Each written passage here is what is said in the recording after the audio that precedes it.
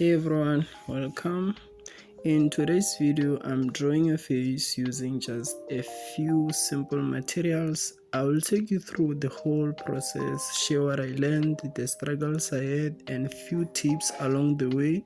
So grab your pencil and draw with me. So normally I start by outlining the entire drawing first and then move on to shading. But for this one, I decided to try something different. Instead of doing all the outlines up front, I focused on one section at a time, like here with the eye. I outline a small part, shade it, and then move on to the next.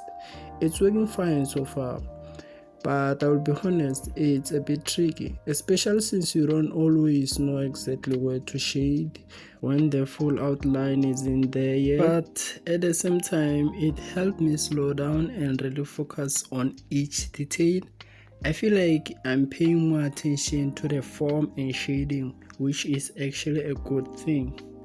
I usually start my face drawings with the eyes because they are the focal point of the face. If the eyes look good, the whole portrait feels alive, but if you get them wrong, the drawing can fall apart, especially if your shading skills still need work. When the eyes don't come out right, I sometimes leave the whole drawing unfinished, and that kills my motivation for the day. But I still love drawing, and some weeks I'm at it every single day. I've never even used a real sketchbook, just random papers, but that's changing. I can feel it. It's changing soon. I'm going to get better materials, a proper sketchbook, and we're going to fill it with some awesome drawings. So stick around guys and subscribe if you haven't already. I don't really like over blending my drawings. I prefer when you can still see the pencil textures on the paper. It gives the skin a natural look, almost like a real skin texture. That's why I avoid hard brushes and only use two of them, a soft one for the face and a harder one for the hair. I usually blend once and add another pencil layer. Yeah, that's it. No second blending. For me, yeah, that gives the perfect balance. But hey, do what works for you.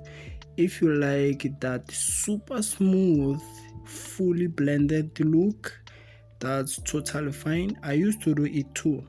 If you usually struggle with drawing noses or lips, yeah, same here. I don't really enjoy drawing them either. I think they are the same with eyes. They are harder to get right and easier to mess up. That's why they usually take more time.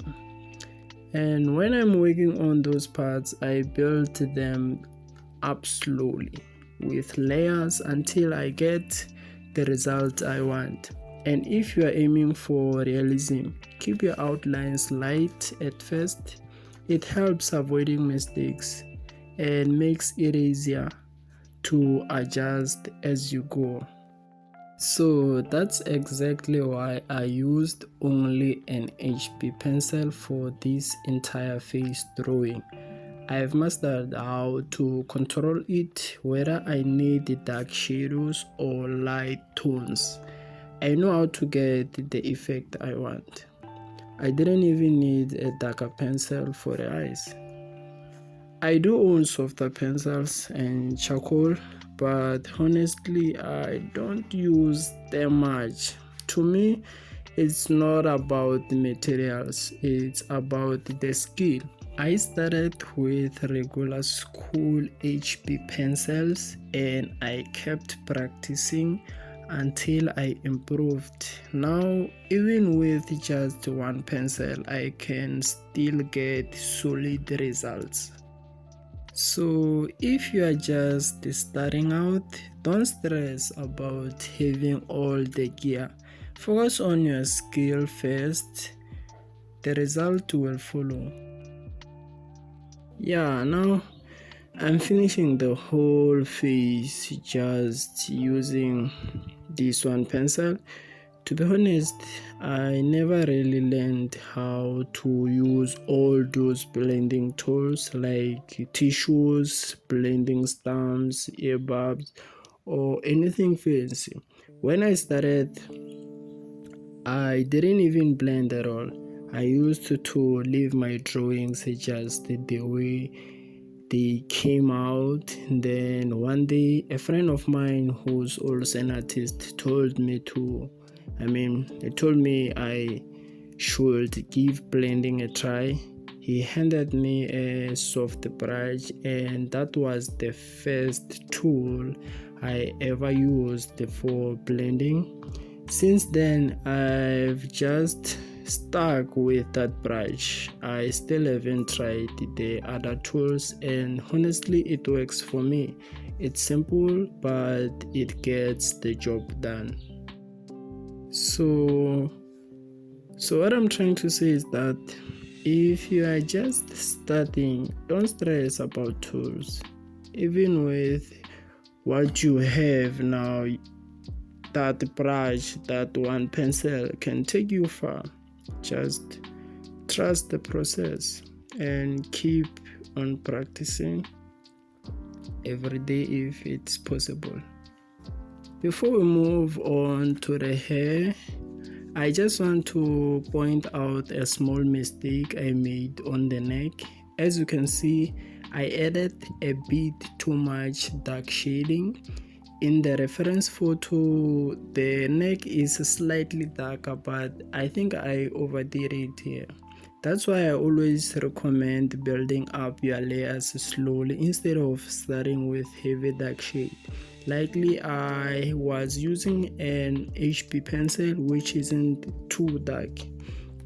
Imagine if I had used a 2B or 3B. It could have ruined the whole drawing. So keep that in mind when you are shading sensitive areas like neck. So far, I hope you can see the textures that the pencil leaves on the face. It looks pretty cool, right? That's exactly why I don't like to overblend my drawings. Now we are moving to the hair. And for this part, I won't be using the HB pencil anymore. So what you are seeing here, guys, is a 5B pencil, and I'm using it to shade the hair until I get the results that I want. This pencil on this paper is really smooth, and when I press it to hard, it creates shiny spots which makes it harder to see clearly on camera. I wish I had better light and a high quality camera so you could see the details properly, guys, but it's all good. I'll upgrade my setup once YouTube start paying me, so that's the goal. So now I'm finishing up by filling in all the empty spaces in the hair. I was about to start blending everything with my small brush like I always do, but I totally forgot about the harder brush I mentioned earlier, the one I usually use just for hair. I ended up wasting a lot of time before I remembered, but as soon as I did, I grabbed it and finished the rest much faster using that brush. The 5B pencil couldn't completely fill all the white spaces, so I had to go over it with another layer using the same pencil. After that, I added baby hairs using my HB mechanical pencil for more control, and then used a pencil eraser to create some clean white lines for highlights. So yeah, that's it. It's all about layering and using the right tools for the small details. That's what really brings the hair to life.